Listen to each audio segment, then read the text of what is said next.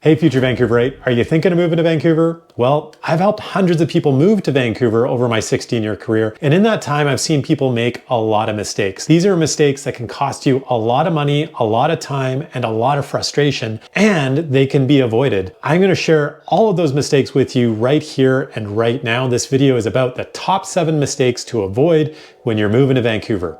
Are you ready for it? Here we go.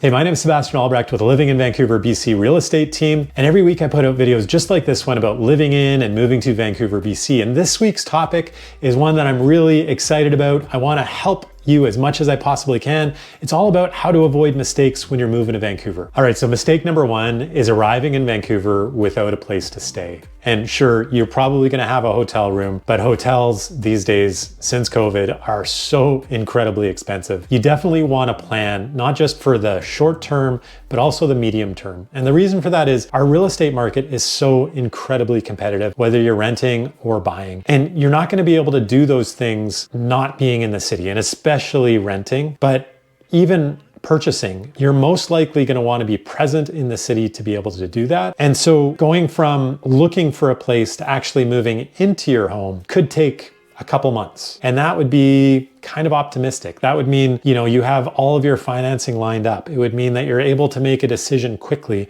It would also mean that you're able to find a seller or a landlord that's willing to work on your timeline. You're looking at anywhere from about 6 weeks until about 3 months that you're going to need interim housing. And so how are you going to do that? Well, sure, there's a hotel, but again, incredibly expensive. Another option would be something along the lines of a furnished rental. And there's Airbnb in Vancouver, VRBO as well. There are some nightly rentals available, but what I would be suggesting is more like a monthly rental. I would probably book a hotel room for the first week that you're in Vancouver, and then secure sort of a medium term, maybe for a month to 2 months, a short-term rental of some kind. Furnished rentals really come in handy. So I'd be searching Airbnb for 30-day rentals or month-long rentals, and VRBO and Craigslist and Facebook Marketplace. Those would be the websites that I'd be looking for sort of a short-term to medium-term accommodation to fill that gap in between arriving in Vancouver and securing your long-term accommodation. All right, so number 2, one of the big mistakes that people make when they're choosing where to live is failing to take into account commute times. What looks close on a map can actually be very far, can actually take a lot of time to get from one point to another. And conversely, what looks very far away could actually be a much shorter commute. And so it's really important to understand those commute times. And the best way to do it, if you're investigating from a distance and not actually present, is using websites. So the most obvious solution is using Google Maps, finding the directions between point A and point B. And they have a really handy tool where you can do that. You can change the time of day you're wanting those directions. And so it will tell you, well, at midnight, that takes 25 minutes, but at 9 a.m. Monday morning rush hour, it actually takes 45 minutes. And so that's probably one of the best tools that you can use. But the other one is travel time. And that website is app.traveltime.com. And what it does is you give a location. So most likely that would be, let's say, the place that you work, or maybe your kid's school or daycare. And from that point, it will show you the map of the distance that you can travel within a certain amount of time, whatever it is that you set, whether it's 15 minutes, 30 minutes, 45 minutes that you want to commute. So it's a really handy search tool to figure out, okay, where can I live based on the amount of commute time that I want to have? Everybody's limit on what they're willing to do is different. Personally, my own would be pretty small. At the most, it would probably be about half an hour. And so I'd want to be within about half an hour of my work. And you're able to use this tool to be able to figure that out. Whether you're working in downtown Vancouver, whether the commute is a daycare in New Westminster, or your work in Langley, BC. So very, very handy tools, but definitely take your commute times into account. And if you are here physically, then definitely do those commutes yourself. Feel how annoying it is or how much of a breeze it is. And personally, when it comes to commuting, what I really struggle with is, if you've been watching my videos, is crossing any bridges. So that would be the Lions Gate Bridge, the Second Narrows Bridge, or traveling out to Surrey or to Langley, if I had to work downtown, that would be a real struggle for me because the commutes are wildly out, or can be wildly out of your control. And so that is something that I would take very, very seriously when you're making these decisions and trying to figure out. So if those types of issues are important to you, if you're here physically, explore on your own at different times of day. If you're not here, then use those digital tools that can really come in handy. And lastly, you can also just call me anytime, have a conversation, pick up the phone. As you know, I am a real estate agent. I've helped hundreds of families move to BC, move to Metro Vancouver, and I can help you too. My contact information is right there on the screen. Pick up the phone anytime and we can get that ball rolling. So the third biggest mistake that I see people make is focusing on price rather than value. What I mean by that is looking for the cheapest option, essentially. In Vancouver, we have a very liquid market where price is really reflective of quality. And if you're looking for something that's bargain basement, you're probably buying something that's going to cost you a lot of money over the long term. There's a reason that the property has been priced that way. And it could be because there's something wrong with the building, that it's a really awkward layout, it's incredibly dark. The list could go on of what could potentially be wrong with the property. So the thing that I remind my clients about often is that in Vancouver, unfortunately, buying real estate or renting real estate is a matter of compromise. And if you want to save on money, you're going to be giving up something, and most frequently that is going to be on the quality of the property that you're buying. And so what I kind of lean people towards, if they're willing to, is one of the areas that you can give up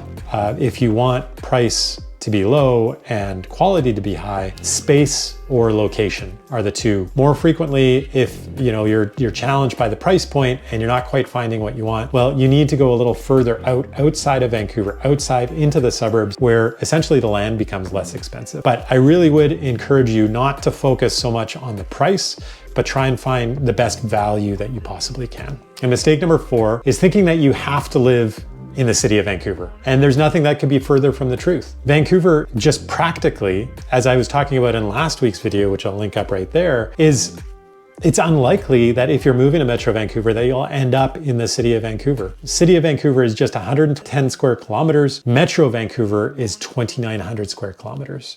There's roughly 700,000 people that live in the city of Vancouver and nearly 3 million that live in Metro Vancouver. So it's only 1/3 of the population and a tiny minuscule 3% of the entire landmass of Metro Vancouver. So there's many other fantastic places to live. I'm going to link right there a playlist of some of the other fantastic areas that you could consider moving to. Outside of Vancouver, there's North Vancouver, there's Coquitlam, there's Richmond, there's Langley. There's so many fantastic suburbs of the city of Vancouver that are great places to live.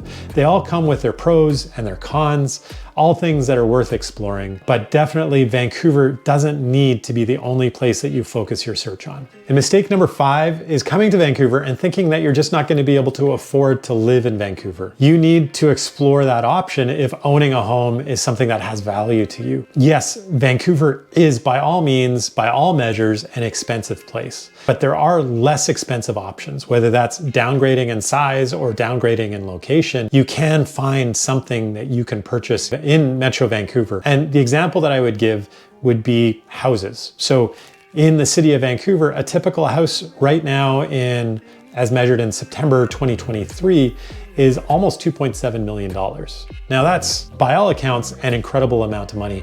And it's not gonna be a house that's anything particularly special. Whereas if you go into one of the suburbs of Vancouver, to Mission as an example, that price point for a typical house in Mission is around $1 million. And the same thing goes if you're looking for condos, whether you're looking in Vancouver, there's cheaper options in the suburbs, same thing with townhouses and duplexes. So just be aware that you have more options and there are affordable options that are open to you and that they are worth exploring. Hey, if you're getting any kind of value out of this video, if it's been helping you, it's gonna help people just like you. So hit that thumbs up button for me, hit the like, hit the subscribe.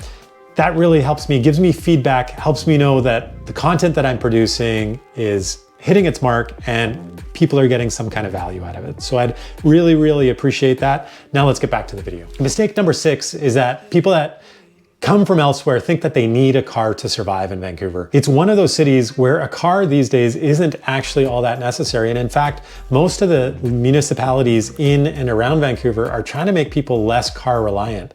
So they're actively making cars more onerous to own and those other options more convenient. So we have a fantastic transit system, buses, the SkyTrain system, the West Coast Express. The SkyTrain and the West Coast Express in particular make living in the suburbs much easier and make the commutes from areas like Port Moody, New Westminster, Coquitlam far, far easier. So you don't actually have to bring your car into the city, whether you're working there or you just want a night out on the town. And personally, from my own experience, like I live about a 10-minute walk from the SkyTrain, but it makes going out downtown really easy. I don't have to drive. I don't have to worry about what's going to happen to my car if I have a couple drinks overnight. I can just take the SkyTrain. It's fast, it's efficient, it's clean, and it's not super expensive. Aside from my tenant's dog, who wants to be in this video, aside from transit, we also have fantastic car share system in Vancouver. There's also obviously taxis, but Uber and Lyft have a great presence and make getting around in Vancouver a lot easier than it used to be. And if you want to be physical, if you want to be fit, there's also the bike network. And we have a great bike network throughout the city. We also have a bike share, and people obviously walk and cycle all over the city and in the suburbs as well. It's becoming more and more common that people are letting go of their cars and choosing alternative ways of getting around. And so finally, number 7 is not knowing the regulations. That could be an enormous mistake that you're making if you're intending on moving here and you don't realize that actually you can't buy property. Now, Canada has a ban on foreign buyers at the moment. It was instituted at the beginning of 2023. It's supposed to be a temporary measure for the next 2 years. So if you're watching this in the future, it's possible that regulation has been put aside and is no longer the case. But right now, today, if you're a foreign national, you cannot buy not just in Vancouver, but anywhere in Canada. There are some exceptions. There's exceptions for people on student visas. You have to be purchasing under 500,000. So for Vancouver, that generally won't allow any students to purchase property. But the other big exception is for people on work permits. And so if you're on a working visa, it is possible for you to be able to purchase in Vancouver. And that's something that I can help you look into. So reach out if you'd like to discuss that. But the other thing to be aware of, even if you're allowed to purchase as a foreign national in Canada, in Vancouver, in the Lower Mainland, in the Metro Vancouver area, you will have to pay what we call a foreign buyer's tax. And that is 20% onto the cost of the property. You'll have to pay a tax of 20%. And so that's a fairly hefty amount of tax that may not make it a comfortable purchase for you. There's many people who decide to purchase anyways. They see the value here, they want to be here, so they do purchase despite the tax, but you definitely, absolutely need to be aware of all of the regulations. That's what I can help you understand in a more detailed conversation, that we can sort of figure out your exact circumstance, and I can help you understand what regulations you need to be aware of when you're thinking of moving here. So there you have it, the 7 mistakes you're gonna want to avoid when moving to Vancouver, BC. If you got any kind of value out of this video, I'd really love it if you hit the like button, smash that subscribe button if you want to see more of me. I do put out videos just like this one about living in and moving to Vancouver, BC every single week. In the meantime, check out this video that I think you're really gonna like, and then this one over here that I just did last week. I really appreciate you sticking with me all the way to the end of this video. Thank you so much, and I hope to see you on next week's video.